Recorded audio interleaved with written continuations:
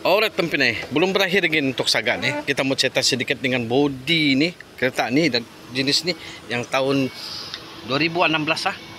Apa kebaikan dia nih? Kita tengok engine dia. Dia tidak macam kita punya yang tahun 2019. Jangan cakap lah 2019, 2016 beja dia.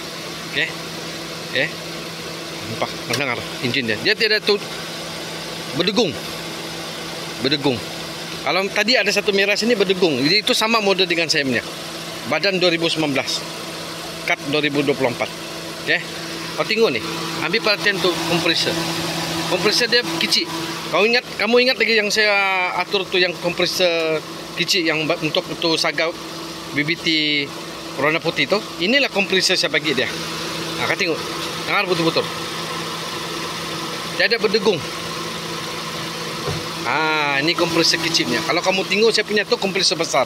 Kompresor besar saya kamu tengok saya. Kalau mau pakai kompresor ini, pastikan ini logo yang begini.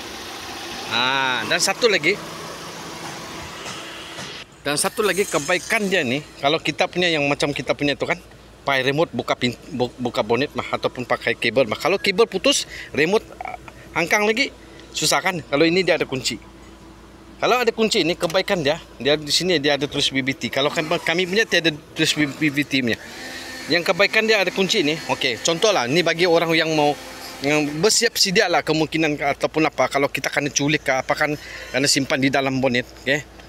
Kalau yang pakai kunci ini, kamu nampak ini kah? Ini. Nampak nih. Kalau kamu terkunci, kamu tarik sini, boleh lari sudah. Larikan diri. Nampak nih. Nampak nih. Inilah kebaikan dia kalau yang main kunci. Kalau macam kami punya tuh semua pakai remote. Lepas itu pakai kabel untuk tarik dari sana.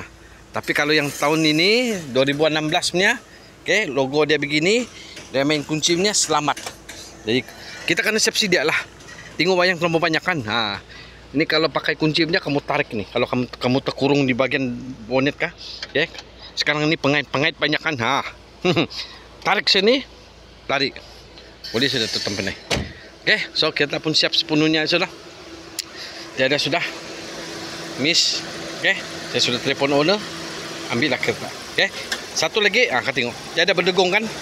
Sebab kompresor dia yang kecilnya. Jadi kalau kamu punya tu macam Saga CVT, Saga BBT macam saya jenis saya tu yang body 2019, lampung logo bulat dan dalam cut sana 2024, tapi banyak orang tidak mengaku yang dia memang bukan 2019. Ingat, pakai ini kompresor. Tapak semua sama saja. Pakai ini kompresor yang kecilnya. Dia punya plate tu, dia tidak magnet sana, dia punya plate tu tidak nipis.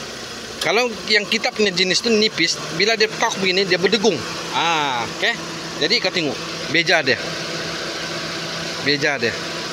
Dia tidak macam kami punya. Ini yang modern ini 2016 nya. MC1 ini. MC1. Alright teman-teman. Onsoi. Share dengan kawan-kawan kalau ini video ada baik, ada ngam cetak, ngam di hati, share dengan kawan-kawan. Mana tahu kamu mau kasih hilang tuh bunyi berdegung tuh orang komplain. Nah tipu punya mah kamu tengok di TikTok, kamu tengok YouTube, engine BBT MC2, engine berdegung tukar sana tukar sini tapi tidak selesai, tukar kompresor selesai. Saya tunggu saya punya kompresor rusak baru saya gantilah. Sebab saya tahu sudah bagian itu yang masalah.